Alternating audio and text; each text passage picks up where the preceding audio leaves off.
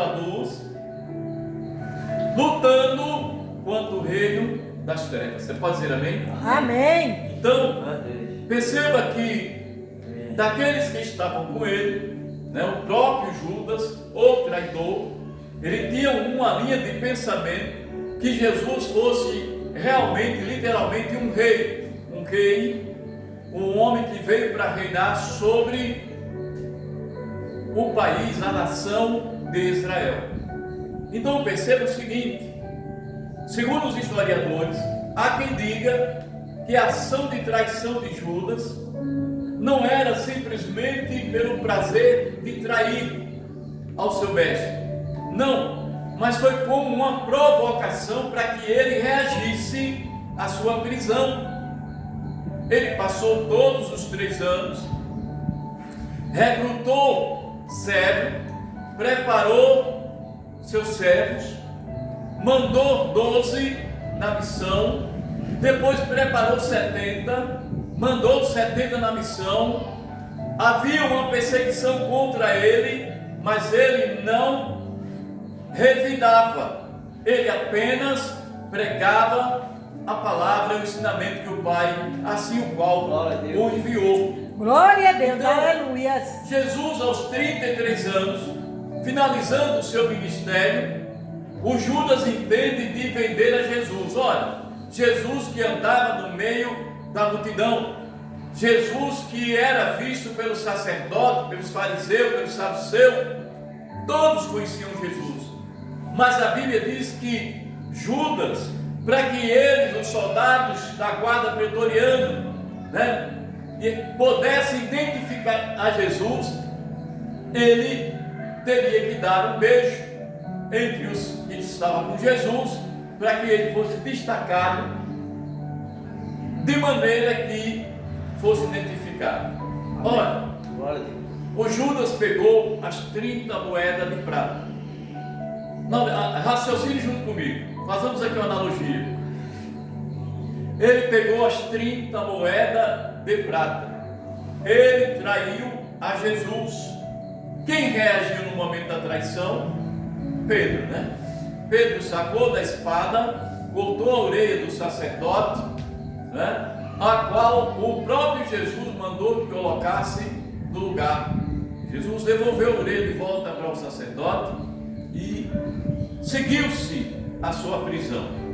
Perceba o seguinte: quando Jesus é levado preso, sem nenhuma reação, quero crer eu que ainda havia em Judas uma expectativa, uma esperança, que em um dado momento ele se apresentasse como rei. Perceba que durante todo o julgamento de Jesus, perguntavam a ele: és tu o rei dos judeus?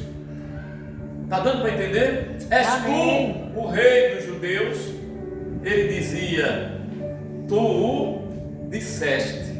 Ele, em nenhum momento ele disse que era rei dos judeus, em nenhum momento ele disse que era rei nenhum. Então aquilo ali era uma provocação, mas ele se manteve como o Cristo, Emanuel, Messias, o Deus conosco. Então glória a percebe o seguinte, Deus, aleluia. irmãos, quando Jesus é levado preso, é julgado, é humilhado, né? Na verdade, vamos lá para o comecinho. Quando Jesus é levado preso, primeiro passa pela mão de Anás, Caifás, e ele sai jogando de mão em mão e chega até Herodes.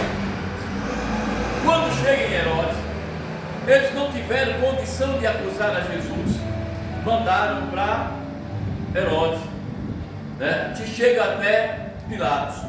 Então houve uma rodeio lá, em mão, quem a julgaria, quem o condenaria.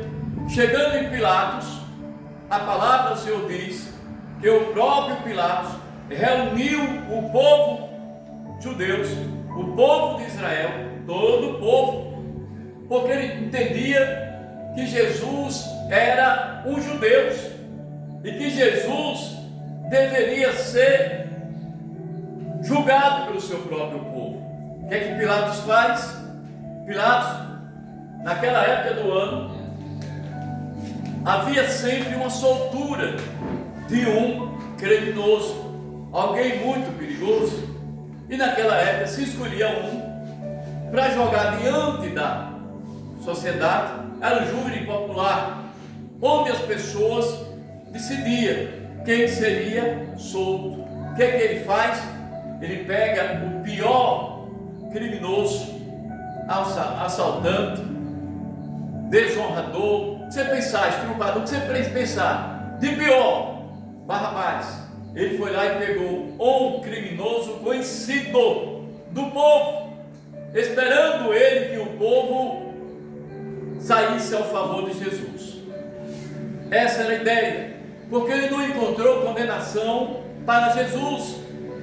Então ele faz o quê? Agora que ele não tem como condenar a Jesus, ele lança Jesus no júri popular sobre o povo. E quando ele diz: agora é com vocês, é vocês que vão dizer se ele será livre ou se ele será condenado. Mas dou-lhe uma chance. Aqui está Barrabás. Ele descreve assaltante, criminoso, perigosíssimo. E aqui está Jesus, o inocente, aquele que não tem acusação formal, a quem vocês escolherem ou escolher, assim será feito. Aí ele grita e pergunta: a quem vocês escolhem? A Cristo ou a Barrabás? E a palavra do Senhor diz que o povo gritou unanimemente: